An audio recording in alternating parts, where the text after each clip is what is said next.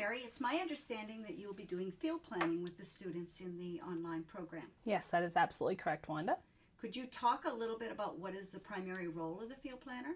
Yes, I'd be happy to. The field planner's primary function is to assist a student in helping them find their placement in the field.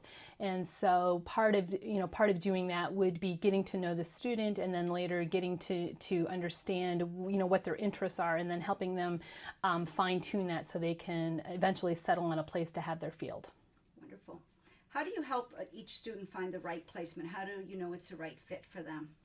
Well, a lot of that is getting to know the student. So first and foremost, it would be finding out what their interests are, where their passion is, and maybe and even the opposite of that, learning what they don't have a passion in, or an area that they want to steer away from for whatever reason. And then helping them find a good match in the community of their choice.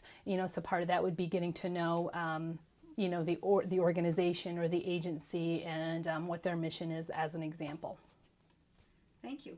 It's my understanding that students enter a orientation for 3 weeks prior to beginning the field planning with you. Yes. Can you talk a little bit, if a student doesn't complete that orientation during the 3 weeks, what happens? They would postpone going into field, actually, and then have an opportunity to take that at a later date, and then would be scheduled to do their field after that. But first and foremost, they must complete the orientation. Thank you. Can you also talk a little bit about, do the students receive grades in the orientation, and is the orientation course itself graded? They don't receive a grade per se. Again, it's more about an experience to try to find the best fit. And so and later that gets corresponded to like their seminar, so which it is graded. So yes and no. I mean, you don't get an official grade, but it all is in part of a package which eventually leads to seminar. So can you talk a little bit, Mary, about, it's my understanding you're working with the students to find a placement, then they'll begin that placement 7 months later. Where does your relationship with them as a field planner end? Actually, my relationship with that student would end at the point that they enter into their seminar course.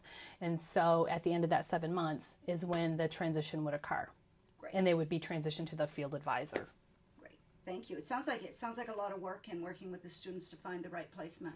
Yeah, I think it's really important, and certainly I want to make very clear to any student that if there's an issue that arises during that whole 7-month period, they can reach me by email, by cell phone, or by Skype. I'm very available and hope to make the transition and the learning experience as pleasant as possible.